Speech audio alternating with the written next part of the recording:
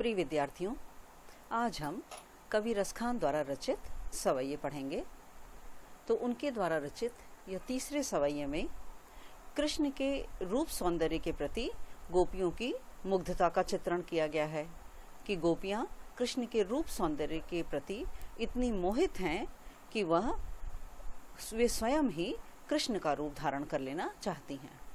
तो प्रस्तुत सवैये में कृष्ण के रूप सौंदर्य के प्रति गोपियों की मुग्धता का चित्रण किया गया है। तो प्रस्तुत है सवैया।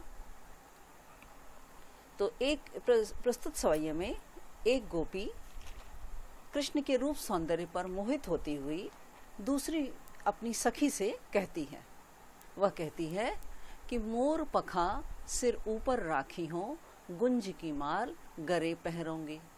तो एक गोपी अपनी सखी से कहती है कि मैं मोर पखा यानी मोर का पंख सिर ऊपर राखी हूँ मतलब सिर के ऊपर धारण कर लूँगी, और गुंज की माल, गुंज घुंघची जिसको कहते हैं, एक लाल रंग का बीज, तो माल अर्थात माला, और गरे गले में पहनूंगी, पहन लूँगी।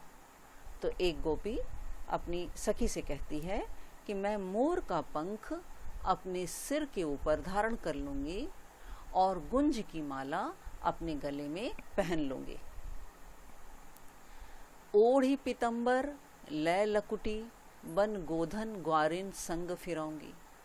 वह गोपी कहती है कि ओढ़ी मतलब ओढ़कर, पितंबर पीला वस्त्र, और लै लकुटी हाथ में लाठी लेकर, बन बन में गोधन यानी गाय और ग्वाल वालों के साथ घूमती फिरूंगी।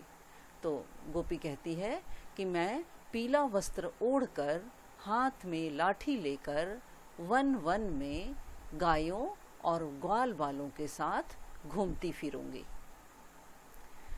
भाव तो वो ही मेरो रस खानी, सो तेरे कहे सब स्वांग करूंगी। वह गोपी कहती है कि भाव तो मोही, कि वो ही मतलब वो कृष्ण का हर रूप उसे भाता है।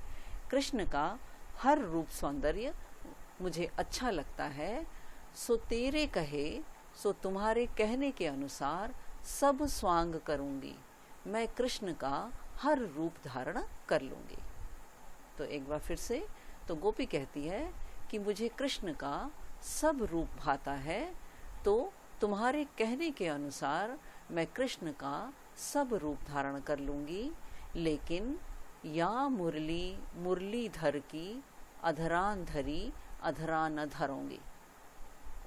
गोपी कहती है लेकिन कृष्ण जिस मुरली को यानी जिस बांसुरी को, मुरलीधर अर्थात कृष्ण, तो जिस बांसुरी को कृष्ण अपने अधरान यानी होठों पर, धरी मतलब धारण करते हैं, उसे अपने अधरा पर न धरूंगी यानी अपने होठों पर नहीं धारण करूंगी।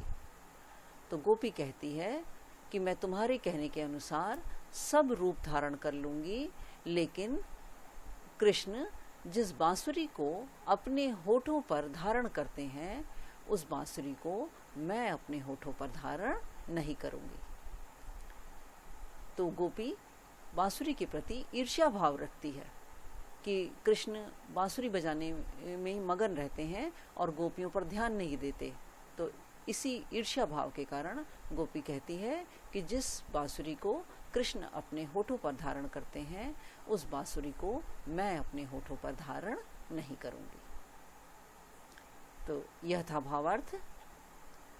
प्रस्तुत सवैये में अनुप्रास अलंकार का अत्यंत सुंदर प्रयोग है।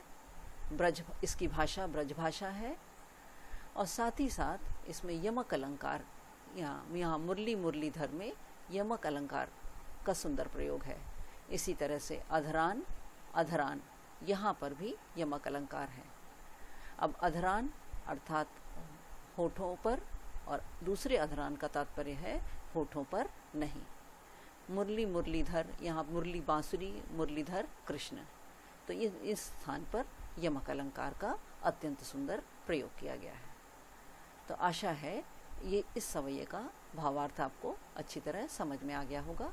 तो आज के लिए इतना ही। धन्यवाद।